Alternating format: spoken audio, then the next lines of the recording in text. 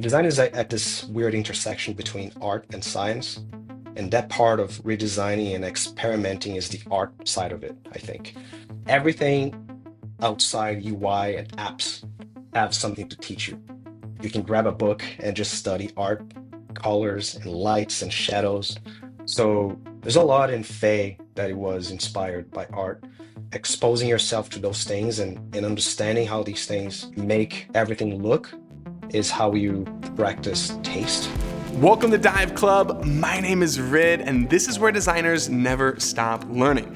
This week's episode is with Thiago Costa, who's a co-founder and designer of Faye, which is one of the most beautiful products in the world today. I mean, Thiago's Twitter feed alone is like one of my favorite sources of design inspiration. So we're about to do a deep dive into the finer details of craft and what you can do as a designer to strategically hone your taste. But before we get into all of that, I asked Thiago to give us the backstory of Faye, because it's actually quite unique how this product came to life. Well, we didn't start with Faye. We started with narrative, and the goal with narrative was to fund ourselves to eventually start working on our own ideas. We hated our jobs back then in 2018, so we quit everything. So we were this design studio, and we tried to build a brand around that. And like, well, we have no client, we have no portfolio. How are we gonna sustain our salaries and charge a lot? So that was all like brand. We tried it. It was like, okay, let's try to build this thing that seems very premium and let's see how it goes. In the first year, we reached seven-figure revenue. We got like Wow. really good clients. Was a lot of companies back then in 2018 were looking to outsource this work. Hiring designers and engineers is really expensive. It takes time. So like, what if we have a team that worked together in the past that you just buy this work and then 3, 4 weeks later it's done and you don't need to worry about health insurance. You don't need to worry about if the team's going to work well together. So we tried to capitalize on that back then. So how does you get to finance then as the entry point? Because I know you don't have a finance background. So No, Dennis and I, we were really into design and engineering since the beginning. Mac is a salesperson, and Tom had a finance background back then. So they had this idea to build this trading journaling product. That was before narrative. I knew them from before, but I wasn't involved in Faye at all. I was like, oh, let's build this MVP for ourselves. And then narrative happened. So we co-founded, the four of us, and we put Faye on the back burner because we were generating revenue through client work. When we reached a good runway, we was like, okay, let's look into Faye. It's a product that it's kind of there already. The idea is kind of evolved, but we're gonna have to start again because Dennis and I, we were not involved. They hired a couple of engineers to build it. There were no designers building it. I don't want to say it was awful, but it wasn't really a product that any of us would be proud of putting yeah, out there. maybe reflective of the broader industry at the time. Yes, it was the stereotypical finance app. It's not really what we would build. And on the flip side, Dennis and I, even though we didn't have a finance background like Mac and Tom, we invest our money. And we've been doing this casually. We were buying ETFs, and sometimes every now and then we were buying stocks. And as designers and people with very critical taste, we always hated the experience. So we started rebuilding Fate based on our own biases and on our own needs. We had this runway that we acquired from Narrative, and we was like, let's try this and see how it goes. And then we started seeing that we really cared about this product because there was nothing like it for us. We hated every single alternative. So we were our first customer. So we started building this from scratch. It took us a while because client work through narrative and product work, they're resource intensive. So every time that we went out to generate revenue, build a website for someone else or a brand, they would just like slow down a little bit because we couldn't do both at the same time, which also helped us and forced us to be more thoughtful about what we were building. So we put up a landing page with a really city alpha that no one had access to, just us. But we put some beautiful screenshots in there and see if people actually got interest in it. And after I think 6 months, we had like 4,000 to 5,000 signups. Wow. So we started type forming these people. Like, what do you want on a product? What's your pain point? What's missing on your current workflow? So we started learning from these people. We interviewed one-on-one a bunch of them, and we kind of had a direction. And then I think by the end of 2019 or 2020, we got our last client at Narrative, who was a pretty big branding project that gave us another boost of runway. And we're like, okay, so let's put Narrative aside, remove the focus from this, and focus on Faye because it seems like people really want this. So we doubled down on Faye and we took a design approach to building this product. Like, how can we build a finance product that is primarily beautiful, simple, that I would understand all the complexities of finance, and because if I understand it, I'm sure there's a lot of people like me out there. And the good thing about this is that when you have this beauty as a guiding principle, you are forced to simplify. You're forced to make something that most people would understand or even think about after. Because finance is inherently boring and people don't really like to think about it. So how can you make a product that people will care about in an industry that no one cares about, or at least no one likes it? It obviously resonated a lot. And so maybe even we could fast forward a bit in the story because, you've went all in on Faye. You've seen some success, obviously all of the ups and downs that come with it, but you're now at this point where you drew this line in the sand to invest in a big 2.0 release. So, can you talk to me a little bit about the why behind that decision and what were some of the opportunities that you've been trying to capitalize on with design? Real quick message, and then we can jump back into it.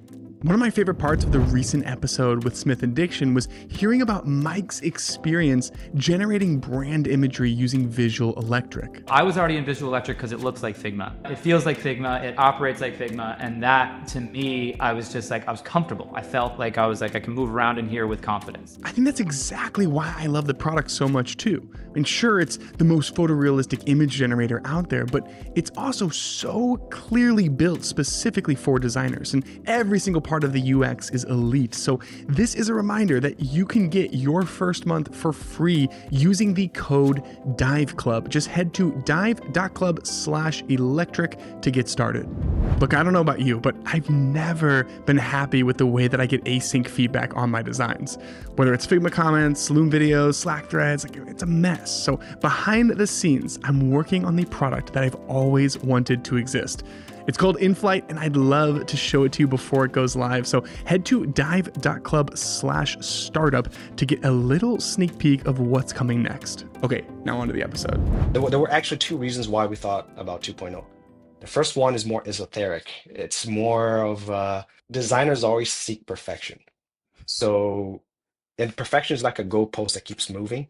So 1.0, we reached this goalpost, and then as soon as we got close to it, it moved kilometers away. And we were like, this is not it. We need to rethink how we can make this product. And the second reason, which is the most important reason, is more objective, which is AI. We saw it as an opportunity to use AI to even help the challenges that we faced in the beginning, learning finance and making things simple. And AI is really good at that. We have the data, we have the UI, we have the UX, we have the customers, we have a product with market fit. So we took a risk to pause everything and double down on this new industry. And the reason we wanted to do that right now is just to give us time to do this right. We basically started from scratch. On 2.0, there's a bunch of visual updates, but also the architecture is completely redone for us to grow and for us to use AI as AI gets better.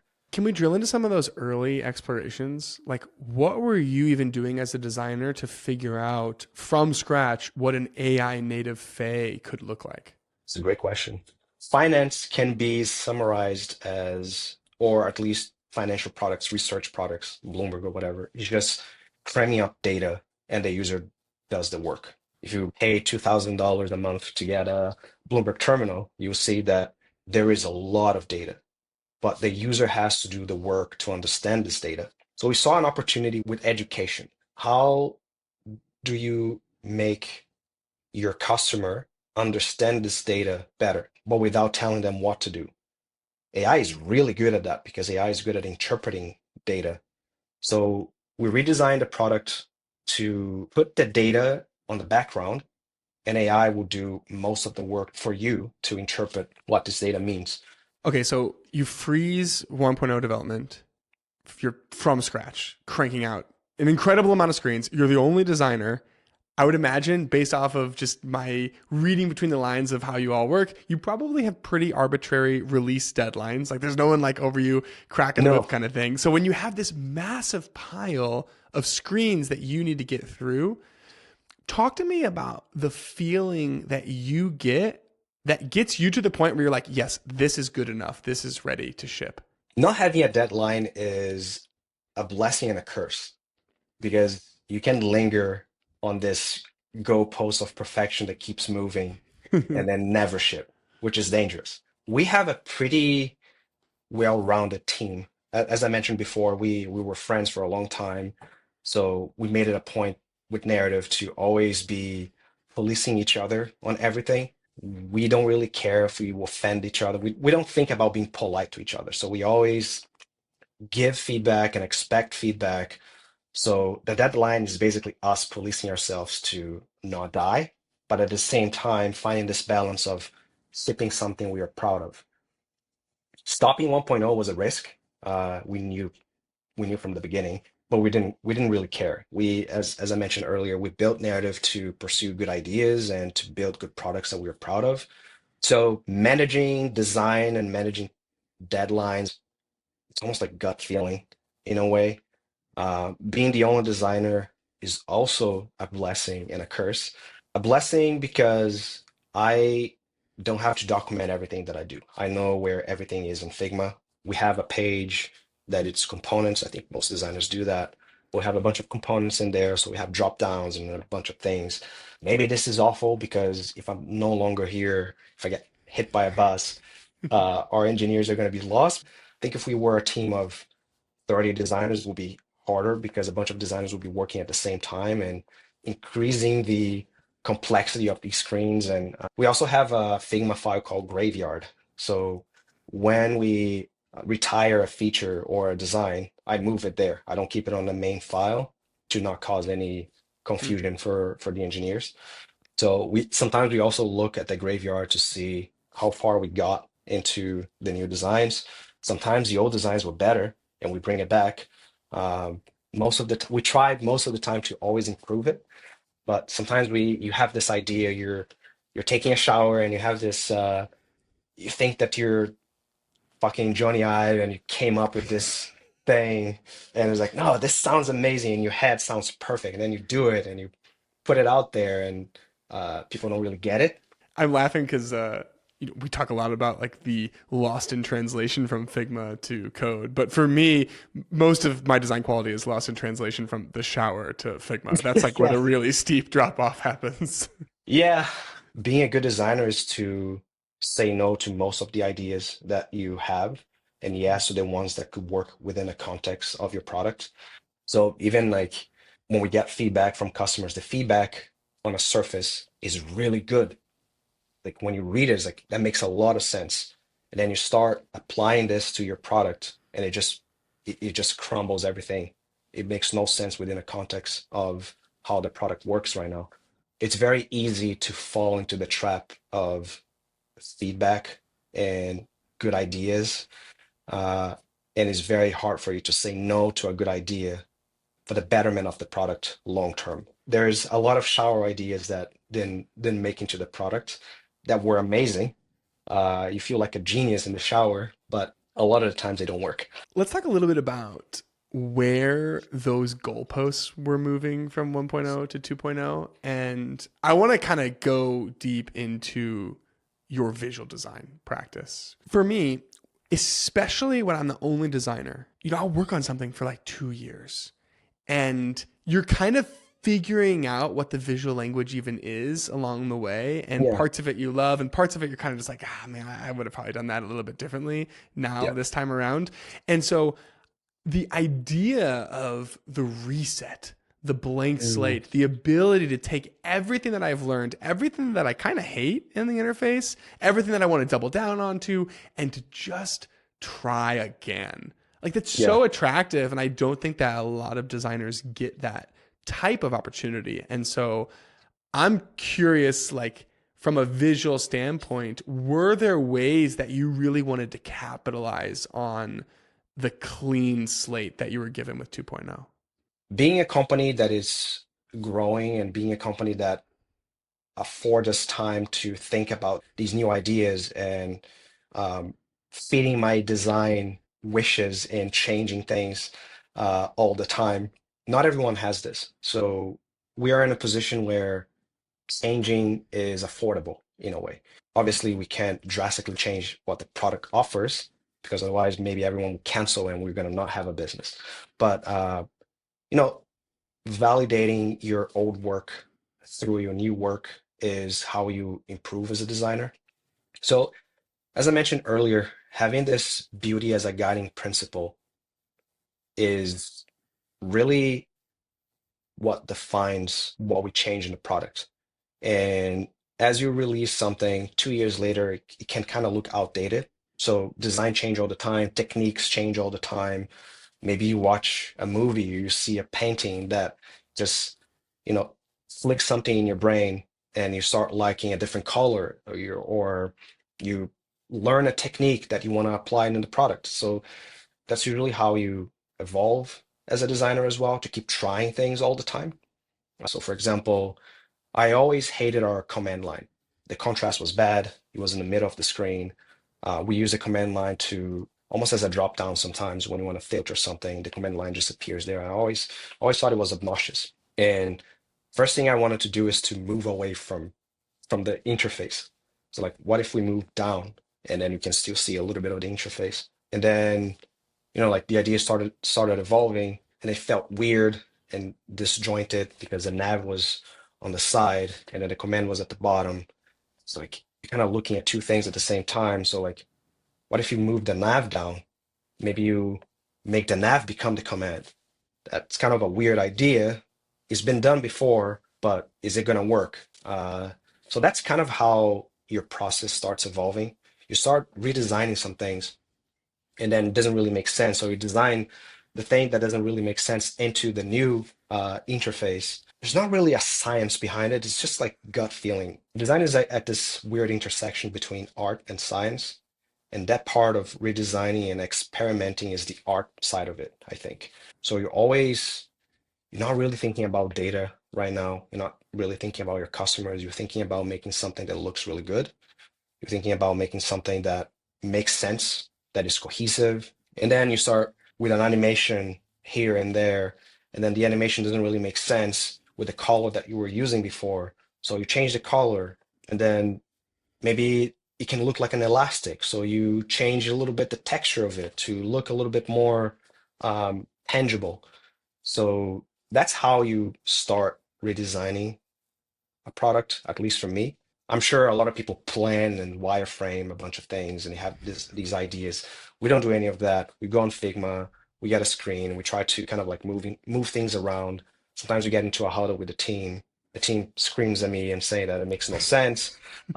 Sometimes you're like, oh my God, you made it. This is the best thing ever. So there's always this collaboration between building something that works and building something at the same time that is beautiful. Can we go deeper into the art side of things? Like, I want to use that frame of reference for a little bit. Were there specific techniques that you were excited to experiment with on 2.0 when it comes to like the finer visual details, or maybe even just ways that your own taste and preferences artistically had evolved over the last few years? Man, there's a lot you can learn from art. It was the original UI. So there's so many techniques that evolved for thousands of years that make art such a good reference. And it kind of pisses me off that a lot of designers don't leverage this. Like I know personally friends of mine, designers that don't really care about movies, don't really care about art, don't really care about music, and they don't, like go out and try to be curious and observe everything. Everything outside UI and apps have something to teach you. And art is, for me, the most approachable. As someone who doesn't really like to go out too much, you can grab a book and just study art colors and lights and shadows. So there's a lot in Faye that it was inspired by art. There's this technique called pointillism, or optical mixing. So you can make like some outlines here and there, some shadows and some gradients that, um, from from close, it doesn't really look like much, but when you reduce it and you see the UI in its whole, it looks like it's popping out of the screen sometimes. So part of the 2.0 redesign is that I was getting a little bit tired of the, like traditional flat dark mode that everyone was doing, and everyone still is, Faye included. It's very everything kind of looks the same from a color palette standpoint. So since we don't want to change our color palette right now entirely, you can add those textures and volume and elevation to kind of make face stand out a little bit from everything else.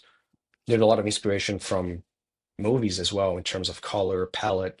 We shamelessly take inspiration from, Apple products, sometimes Apple UI as well. But we try to avoid taking inspiration from UI, because UI it's basically taking inspiration from the world, from nature, in general. So you're kind of like distilling down the the steps of inspiration. You're breaking down the idea. So go to the source directly. It's kind of what I try to do all the time with my designs. These techniques can also, um, help engineers, because shadows and the lines and things like that, it's something that it's really easily codable. I posted once, a button, on Twitter. It's like a glass button, and a bunch of comments saying like, "Oh, it's really nice, but it's impossible to do in CSS." But the button was in CSS because of those techniques. That's cool. And I remember there was someone, Paco from Linear. He was like, I don't know, he did this in 5 minutes. Oh, I I don't know if you, remember this. I have the code pen saved. I have this screenshot saved in my Notion, actually. I know yes. exactly what you're talking about. So he went there on CodePen, and maybe 5 minutes after I posted under the guy saying that is impossible. It's like, here it is. And just like, we try to kind of not think about development when we were designing. We try to figure this out later. Sometimes we change it. Sometimes it is impossible. Sometimes it's possible, but performance is an issue. But usually, when you use those techniques from art that are simple, that from far looks like it's complex, they tend to work really well. Yeah, I was interested to see if you would bring up some of the depth elements, because that's like, from my perspective, one of the things that I've kind of noticed is even like the filter ways that you do like the chips, like everything's kind of inset and the containers are inset. And obviously you have the full blown like wallet with all of the stitching and everything. That's next level, but a lot of really subtle details where I can tell, at least from my perspective, it looks like you're trying to find ways to add, I think you used the word tangibility. Yeah, I think when you're looking to art, when you're trying to make something grounded, you try to, like make the light make sense. So if you're making something that is elevated and there's a shadow, there has to be a light somewhere. So you have to add like the outline to make it look like the light is coming from there. Makes everything look more grounded and more realistic. Because just adding shadow on a flat button doesn't really visually make sense, because where the light is coming from. So you have to create some gradient, and you kind of learn this studying art, because art is from nothing. You just get a brush and then you start painting, and it looks like it's real. Let's get Um, super specific here for a second, because in our little Twitter comments where people were asking questions, a few people asked about like how you think about and approach lighting. And you're kind of saying like, yeah, you have to add the gradient in the border. And I know there's at least one person listening. They're like, well, what do you mean there? Like, are you actually doing? So given this hypothetical light source, what are you doing to represent that in the UI, or what different techniques do you kind of have in your tool belt that you're pulling from? yeah, good question. As a designer, you have to be very curious to see how things work and look. So right now there's a light behind me, and the light's shining through the wall, and there's some crevices in the wall, and it's making shadow, next to it. Um, I also had experience with 3D and games and stuff like that. And you kind of, to save performance, you have sometimes to fake those lights in. because to render shadows and things like that is pretty expensive for games. So we have to observe how shadow works to kind of start making sense. So maybe for me, it's kind of second nature because I've been practicing this for a long time. But if someone is starting and wants to make something more grounded, I don't know, grab your iPhone, turn on the flashlight, put on a paper, put where you want the light to be, and see how everything reacts, and try to copy that. Like look at some paintings and see where the light is coming from. Caravaggio is the master. I talk about this all the time. It's like the master of light. So he always uses a light source, even if it's obscure. You don't know where the light source is from when you're actually, like not analyzing everything, but it creates this depth and shadow and copy that. Like you can put one of his paintings next to your UI and then start to copy, even copy like the light source. So if you put the light source there, the light's coming here, so the shadow needs to be a little bit to the left. So if the shadow's a little bit to the left and the light is coming from the right, you maybe like if the object is elevated, you need to have a little bit of a light on the corner where the light is shining from. So you can do that with an outline or like a stroke, and then you put like a little gradient on the stroke. So from transparent to white, I don't know, 10%. So you see this little reflection. And then because the light is coming from there, where it's reflecting, you have to add a little bit of a gradient because the top part needs to be brighter because the light is going there. And you start getting really nerdy about it and then trying things. Unfortunately, Figma doesn't really work like some 3D software where you put a light there and everything kind of calculates for you automatically. So you have to understand a little bit how light works.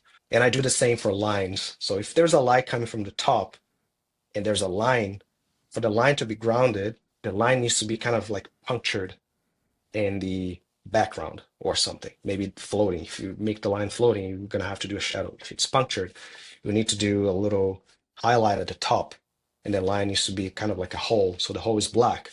So you start playing with those. I wouldn't call it techniques. Anyone can do this. It's just observing how light works, and then you can apply this to UI as well.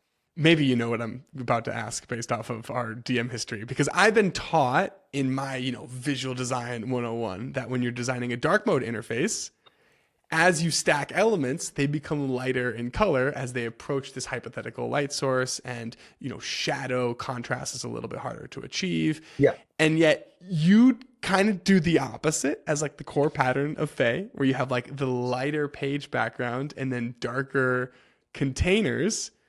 So my question is simple. Why? That's a good question. I it's Say it. Say it. just make it look good. There it is. There it is. No, I honestly don't think about the rules when I'm designing. I know it sounds simplistic, but I just try to make it look good. And also, the rule is, oh, it's approaching the light source. But that makes sense if the light source is coming straight up. In some cases from RUI, it's not like that. Maybe the light source is from the top. Or maybe the object that you're elevating is darker than the background. So the rule doesn't really make sense in the real world. You can have a darker keyboard on a lighter table. So I think those rules are really good to guide you, just for you to not create something that makes absolutely no sense to anyone. Like a Um, light colored shadow. Don't make a light colored shadow, please. Also that, yes, I've seen some light colored shadows that actually look good because they make it look like a glass, and then if the light is coming from Okay, whatever that's interesting. source, and then there's the refraction, and then Yeah, that's refraction has to interesting. make a little bit of a shadow, but refractions don't really work like shadows. They are different. So you Hmm. shouldn't use like a regular drop shadow and just put it blue. That could look weird. So the thing is like it's not that hard if you observe how objects in real life work and you just try to emulate that on UI. Don't go too overboard, otherwise it's like those weird skeuomorphism that has like really low contrast. No one can know what to press, what's a button, what's not a button. But I do like some skeuomorphism. I do like my stitches in the wallet. That's the thing about having beauty as a guiding principle. You will do things because it feels right.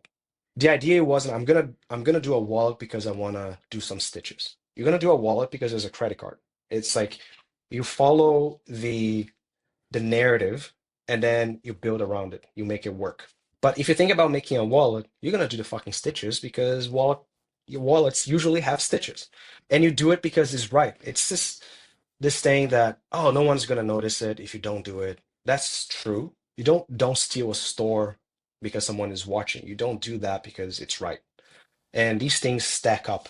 If you do a Yeah. stitch there and the shadow here and it works as a cohesive product, the people sense it. Even people that are not really attuned to design, they feel the overall package. They feel the polish. And yeah, I probably took a good 40 minutes on this wallet, and maybe no one notices the wallet by itself, but when you go in settings, it's just like a nice, grounded, beautiful page. I could agree more. I mean, when we point at these companies that are, high craft or whatever, it's pretty much like the sum of 1,000 tiny little decisions that you might not notice Yeah, individually. And so maybe I'll just give you another prompt and an opportunity to get a bit nerdy. Like, what are some of the other very just small design details that you put into 2.0 that you're proud of that, like, maybe people wouldn't even notice? company logos is one of them. We handcrafted the logos one by one with optical alignment. We tried automating it. It didn't work because as a designer, you cannot center a triangle in a circle because it's going to look off. So some logos have the same principle. You're going to have to move up a little bit. So you can't just like scrape a bunch of logos and just put it there. You have to, like sometimes as a designer, you probably know that, but some companies that have their logos in PNG just kills me. And then you have to trace it, and then you have to kind of like look at their Instagram account to see how they use their logo because you're not going to read the entire brand guideline. So these things take time, and I think it's something that I'm pretty proud of because I made it a thing. I made it every day. I try to do like 10 logos and then keep increasing the database of our logos, and they're all handmade. You can call it simplistic. It's just you're just putting a logo in a square. Yeah, that's true. Anyone can do that, but the principle behind it is what makes it special to me Mhm. and what I take pride on. And there are other things like our earnings icon is optically aligned with the text. Because when you're using like uppercase and lowercase, sometimes if you put something mathematically aligned at the end of the lowercase, it's going to look like it's slightly high. So in on development, Dennis and Tom, they really follow Figma 1-to-1, so they lower a little bit so it can look optically aligned. Behind our charts, we have like little dots that I find are really nice. The command animation, I think, was the thing that took us the longest to get it right. It's so Um, good. yeah, when you press Command K, the nav morphs into that. And we tried it so many variations. I remember at some point we had like my entire screen was like screen recordings to compare them to see which one is it's better. I spent so many times just opening it and closing it, just seeing the different like animation details Oh in their yeah. interaction. Like I could tell you spent a lot of time on it because some of the things that you did in my mind are like not obvious. And maybe even the opposite of what you would typically do. Like a lot of times the intro animation would be where you would see more of the elasticity and maybe it's even like a Yeah. slightly longer easing curve whereas this one's like really snappy but then it's actually the closing animation that's like really elegant and has the bounce and the icons slide in from the sides. It definitely stood out to me as a labor of love. Yeah, that was a lot of work. We love the result. There are more things coming to the command. So when you listen to an earnings call, the the nav is going to morph into a player. So that Oh took us a long cool. time too. And one thing that we added after was the icons have a motion blur now. So when they expand, the icons get slightly blurry Oh yeah, you're and right. then they Yeah. disappear. Again, like back to the grounding principle. If you're, let's say this object existed in real life and kind of like, and you're recording it and it's in a screen, you have a little motion blur there when it's moving fast. So we try to apply that as well. I love our shadows as well. They're not the regular drop shadow in Figma. They're just a bunch of layers with stack of blur, so they Hmm. look like it's cascading. Nowadays there are plugins to do that, but back then when we started doing it, it was just manual. Looks more realistic and grounded. Yeah, there's a bunch of little things in Fade that I'm really proud of that probably a lot of people didn't notice. Our error page is something that I love. Hopefully you've never seen it. I Hopefully you haven't. never will. But when there's an error or I don't know something wrong happens, there's like this uh, processor that has Fade etched in it, and it was all done in vector as well. Empty states is something that we really like. It looks like a little paper that it's also etched with an icon. Yeah, it's there's a bunch of little things that I think it adds up. Maybe if you ask most companies, they will say that is a waste of time. Maybe we make it a thing to not launch anything that we're not proud of. So we try to take our time. And also that's the fun part as a designer to experiment these things and try to make something not unique, but something that it kind of tells that it took some time doing it. You can make a button in literally 10 seconds. But what if you add some texture to it? Get a customer curious to click it. You want to just touch it. And that's usually how things work in real life too. Hey, it's Rid. I'm constantly asked about my favorite products, so I'm gonna take just 1 minute and give you a quick rundown of my stack. Dessin is how I ship design changes without having to code. Framer is how I build my websites. Genway is how I do research. Jitter is how I animate my designs. And Play is how I design and prototype mobile apps. Visual Electric is how I generate all of my imagery, and Raycast is my shortcut every step of the way. Now, I've hand selected these companies to partner with me so that I can do these episodes full time. So the best way by far to support the show is to check them out. You can find the full list at dive.club/partners. Okay, now on to the rest of the episode. Returning back to my tweet where quite a few people ask questions. There was a lot of interest around just like how you've grown as a visual designer over the years. So I'm wondering if there's any insight you can give us into how you have invested in that skill set and elevated your craft over the course of your career. I don't really like talking about myself. So I think I'm going to frame this as the people around me. As I mentioned earlier on this call, design is this intersection between science and art. And I grew up with my father being a doctor. He's a physician, a cardiologist, and my mom was an artist. She worked from interior design to decoration, and then at some point she was doing pottery. So I think I grew up with the two worlds colliding between me. And I think design is kind of like the consequence of those two brains because my mom always liked beautiful things. I've always surrounded myself with beautiful things. I always been fascinated by beauty, by art, by films. And I think the best designers are the ones who leverage and observe those things that are curious. So I don't really try to be a good designer. I think I just try to build good products and I experiment a lot and I design and redesign many times. There are so many things that I designed for Fade that never saw the light of day, but I'm always doing these things and exposing myself to beautiful things. And I think by accident, this made me a better designer or a craftsman. Just practice, repetition. Musashi said that practice and repetition until it's just second nature. And I've been doing this since I was a kid. I always liked to, play on Photoshop back then or paint. I always played video games a lot. So I remember back when I was a kid, and Photoshop became a thing. I tried to kind of like emulate their UI, and my dad noticed that. And my dad being a doctor, like the whole medical industry is just plain ugly.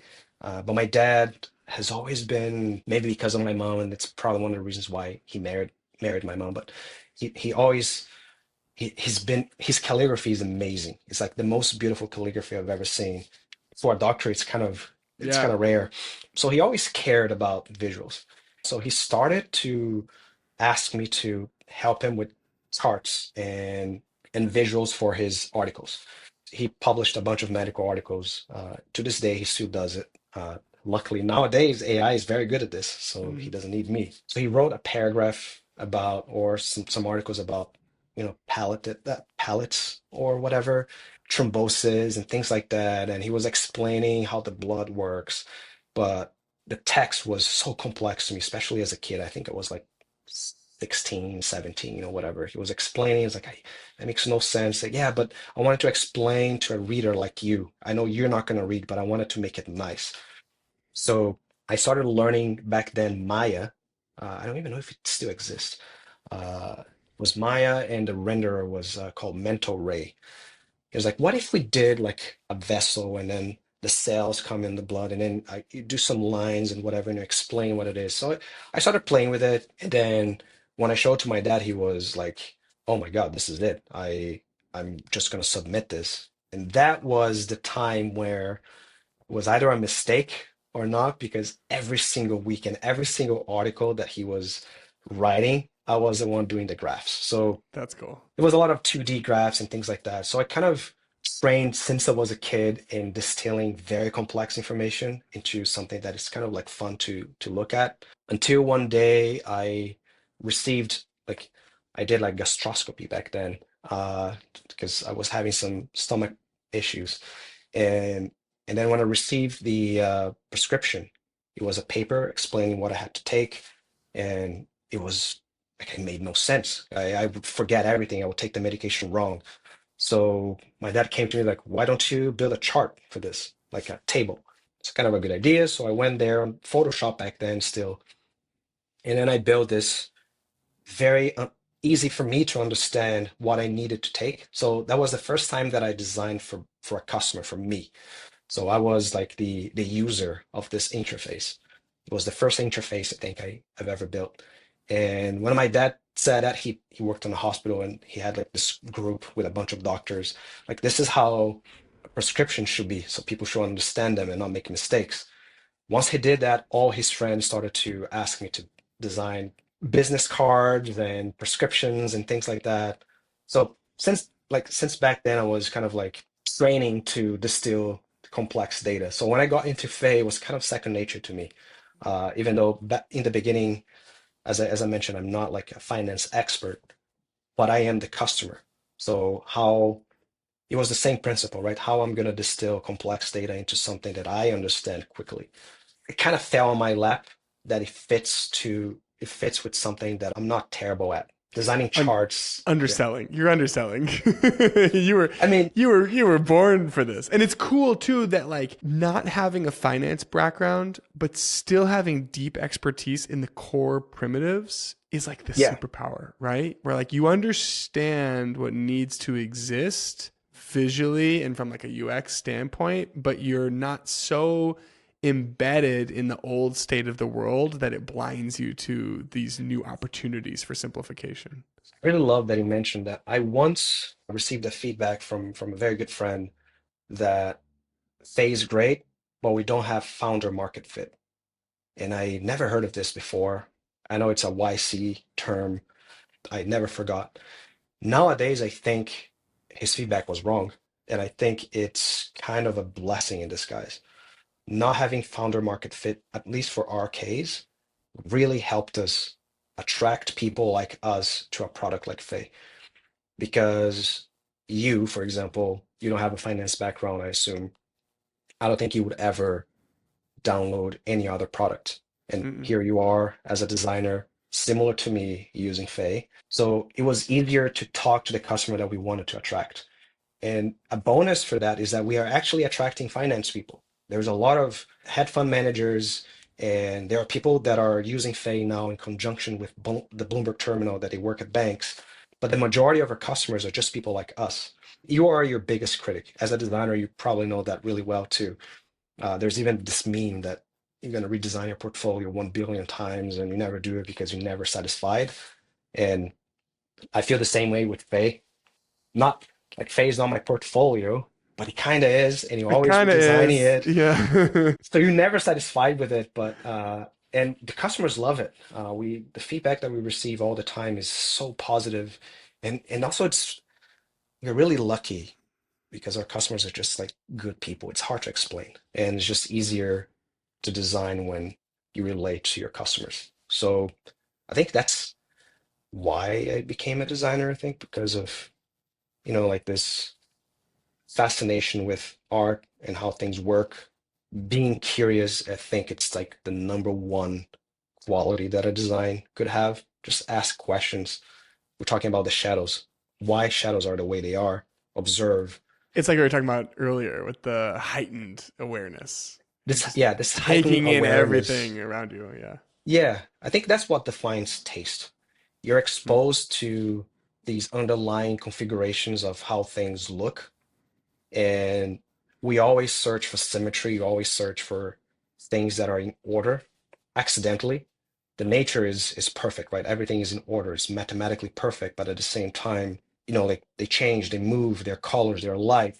So exposing yourself to those things and understanding how these things make everything look is how you practice taste. And then this awareness is something that you should embrace it. A lot of designers have this, but they're not aware that this is how you improve. It's definitely been a theme in these conversations where, at least for me, like the designers that I look up to, they have that answer where they're like very clearly drawing the bulk of their inspiration outside of interfaces, which is like something that I'm Yeah. trying to practice as a part of like what I bring to the table as a designer. But also, if like if it doesn't happen naturally, it is a little bit wishy washy. Where it's like, okay, like I saw something beautiful, an hour later, I'm like in Figma, and I'm like, well, I'm not making a piece of art. What do I take from that? I think people do that, but without realizing. Hmm. It's not like I just realized because one day I was asked this question and I didn't know how to answer this question. And then I started reflecting on it. What defines taste? And I know taste now is this, uh, It's a buzzword in itself. it's a buzzword in itself. Yeah. Everyone is talking about taste and craft now. But what is it? Can you practice? Can you first of all define what taste is? And I could never before recently define what this is because taste changes. It doesn't mean that someone has a better taste than someone else. It's just this heightened awareness of how things are configured. And then when you have this awareness attuned, you can learn from it and apply. One of the reasons why I co-founded Narrative and now Faye with Dennis and Tom is because they had this too. I remember we really love architecture. We love like interior design. Maybe I have this from my mom, but Tom and Dennis are the same. And sometimes, like this channel on YouTube, I recommend everyone looking at it called The Local Project. And sometimes we share on our Slack. We have a design channel on Slack, and sometimes like we notice things that probably no one would notice. So like, oh, this looks amazing, but and then there's a kind of a shot of the wardrobe or something and it's misaligned. And we're like, I would like it's misaligned. When I realized that everyone in the company at Faye is the way that I am, I was like, maybe I'm not the only crazy one. There's a lot of designers that are gonna watch this and probably they are the same. So this I think that's what partially what makes a designer a designer. You care about these things.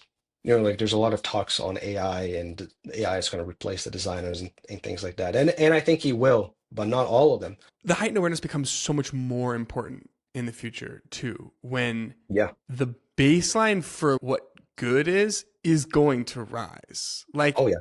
AI makes slop right now, but like there are It's going to so make many good things. beautiful framer templates. For instance, it's Yeah. very easy to make the jump where you can say like, okay, yeah, AI is probably going to be really good at making what we would currently say is good, clean, pretty design. Yeah. And the separation then comes from, okay, like how can I draw from things that exist outside of this little tech bubble to let that influence my practice? And so that's where it's like for people like you, I mean, it becomes a competitive advantage in that world. Yeah. Maybe this is a hot take, but this paradigm shift when a new technology comes and a lot of people lose their jobs, this is not new. And this thing that would replace labor is also not new. Since the Industrial Revolution, this happened. Yeah. And craft is still here. And there are still artisans in Japan making knives by hand. They make like 5 knives per year or something. I don't know. It takes forever. The thing is that is just the value of craft is increasing with the tools getting better because you can spin up a landing page nowadays in minutes for sure. But at least now they're not going to look or they're not going to feel the same way as someone pouring their heart and soul into it. Might be a hot take. I might be wrong in the future. Maybe one day you're going to go in Figma and there's a craft button and you press it and it's going to be like the most beautiful thing ever. So they could potentially replicate this, but craft also is going to evolve. And the manual work, the stitching on the wallet, the care, these things add up. And you can tell when something, even you mentioned earlier, you can tell when something was a labor of love. And also just like I think the value of teams that build products for themselves that maybe out of the gate aren't even trying to operate at a level of scale that has to appeal to everyone, where it's just like, no, like we just want a better product to solve this problem and we are willing to put in the work and care. I think that is only going to become more sought after too. Yes, I Like agree. you all are a perfect example of the type of company that I'm excited for there to be more of as it becomes more feasible to create more niche opinionated software use cases. Building an opinionated software I think it's the catalyst of going against AI a little bit. AI to build UI is going to be trained with other UI and everything that we've done in the past. So what if you want to break out of this mold? You're still going to need someone to just like break the rules. No one knows what's going to happen. I am here for the ride. I'm very bullish on all this, and I think this is going to happen again at some point in the future. There's always big leaps that happen cyclically, and this is just one of them. And craft still valuable. All right, before I let you go, I have a tough question that came from Twitter. Robert Menke from One Password. He says, "How would you approach a curriculum if you were to teach a design course?" It's a I good love one. Robert, by the way. He's been a customer for a long time, and Nice. this is a really hard question. I think you have to start with history, art, ground them in the world, not go straight to tools. Tools come and go. Tomorrow, maybe Figma is not going to be here. I'm going to have to learn a new tool. So everything that I learned in this design curriculum, it's going to be wasted. By the way, I learned Flash in university. So Wow. there it There you is. go. It's completely useless now. Also, designers really need to be good communicators. It ties back to that shower thought. Sometimes if you have this idea and you can't articulate them to your team, it gets really difficult to do something meaningful. But it's hard to teach this gut feeling that designers sometimes are born with. So I would be awful at this. I would be a terrible design teacher. I'm terrible at teaching or even explaining my ideas. It's just really difficult. But even though it's like it's paradoxical because I think that's what makes a good designer. But if I were to teach a design course or something like that, I would really try to get designers to understand that their work can actually make an impact. And it's just not just UI buttons and colors. A lot of designers are trying to be engineers nowadays because sometimes they have this imposter syndrome. Designing is just drawing rectangles, but it doesn't have to be. Design for me is from drawing rectangles to customer service to engineering. Even like when you're working with companies, within companies, how do you sell beauty? Is beauty going to convert more? Because people are going to ask these questions. Executives are going to ask these questions. They don't care. So how do you articulate that beauty is important? Beauty simplifies. Beauty makes people understand your product better, care about your product, remember your product. When you're selling a car, when you're selling a video game, I think one of the first things that people think about is how beautiful he was, how he made you feel, and that's pretty overlooked in the profession of design. Not sure if maybe we can cut this to like a 6 second answer, but uh, No, I thought it was great. I think it's great. I think it's great. There's plenty there. it is a really difficult question, I must It's say. super difficult. And I even thinking about my own journey where I'm like, because I didn't go to design school, and I'm like, what am I actually drawing from? You know, what made the biggest difference? And like That's what I most of mean, it is right? not really even related to like quote unquote design, you know? Like the stuff Exactly. that I use in my day to day that I think helps me.